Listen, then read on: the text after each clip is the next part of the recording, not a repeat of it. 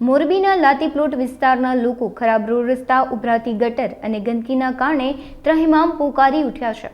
અનેક વખત તંત્રને રજૂઆત કરી હોવા છતાં યોગ્ય ઉકેલ આવતો ન હોવાના આક્ષેપો સાથે વેપારીઓએ તંત્ર અને નેતાઓ પ્રત્યે પોતાનો રોષ વ્યક્ત કર્યો હતો અને સાથે જ ચૂંટણી પૂર્ણ થઈ જતા નેતાઓ ગાયબ થઈ જાય છે અને કરેલા વાદાઓ પણ ભૂલી જાય છે તેમ કહીને વેપારીઓએ રોષ વ્યક્ત કર્યો હતો। લાથી પ્લોટમાં તો આવી તકલીફ હોય। વેકેશન જેવું હું કે 4 મહિના વરસાદ આવે ને એટલે 4 મહિના કાંઈક ધંધો જ ન કરી શકીએ આપણે, અને ધંધો કરવા આવી તો એના કરતાં વધારે ખર્ચ થાય રિક્ષામાં।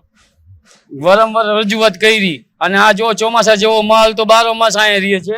આ તો જો આયુષ વાળા છે ને એમની ગટર ઉભરાયેલી છે ને અહીંયા કણે પાણી એમને એમ ગંદુ પાણી બધું એમને એમ જ આવે છે।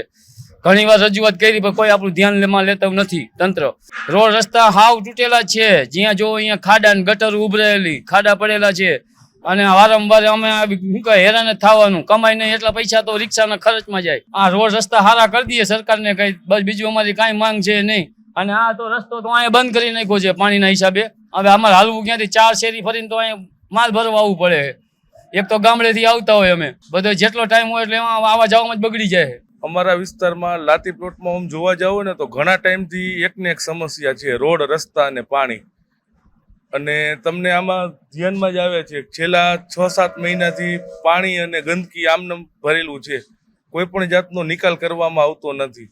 અને અત્યારે શેરી જ આખી બ્લોક કરી દીધી છે અને પાણી ભરેલું એમનેમ તમને નજરે પડે છે। ગટર અને રોડ રસ્તા, રોડ ઉપર 1-1 ફૂટ પાણી ભરેલા જ હોય છે। વરસાદ જાય એટલે એમનેમ પાણી ભરેલું રહે છે। એટલે મોટરસાઇકલ કે વાહન, રિક્ષા એના હેલારે પાણી જે સુકાય ને એ પાણી સુકાય છે, બાકી ક્યાંય નિકાલ થતો નથી। અત્યારે લાતી પ્લોટમાંથી નાના ઉદ્યોગવાળા, ઘડિયાળવાળા, પછી મોડલિંગવાળા એ બધા રાજપર રોડ ઉપર જવા માંડ્યા છે લાતી પ્લોટ ખાલી કરીને, આ પાણી અને ગટરની સમસ્યાના હિસાબે।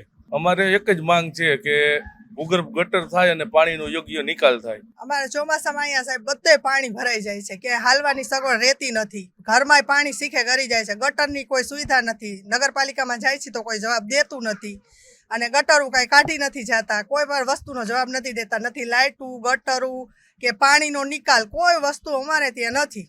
અમારે નાના છોકરા છે પણ આખો દિવસ આમનામ પાણીમાં જેવા તેવા રખડતા હોય છે, એટલે કોઈ અમારી સુવિધા જ નથી અહીંયા, એમ સમજો ને તો હાલે। અમારે ઢીચણ ઉપર પાણી ભરાઈ જાય છે ને વરસાદ આવે ત્યાં તો અમારે ઘરમાં પાણી ગરી જાય છે। આ તો હવે 50 વર્ષ થવા આવ્યા, આમ નામ તો 35-40 વર્ષની તો હું થઈ ગઈ। આવે છે ચૂંટણી મત લઈ જાય છે, પાછી બાયાધરી દઈ જાય છે કે અમે તમને આ રોડ રસ્તા કરાવી દેશું, પછી પાછું વળીને કોઈ જોતું જ નથી। અમે આવી તો 50 વાર રજૂઆત કરી છે, એક વાર નહીં, પણ કોઈ જવાબ નથી દેતું। અમને રોડ બનાવી દો, અમને ગટરું બનાવી દો, અમને આ ગટરું છલકાય છે એ બધી કઢાવી દો અને એની સુવિધા કરી દો, કાંઈક તો કરી દેવું જોઈએ ને। અમે નાના બચ્ચાવાળા છીએ, તમે જેવા છો એવા અમે છીએ, અમારે છોકરા છે નાના, માંદા ન પડે તો અમારે શું ધક્કા જ ખાવાના?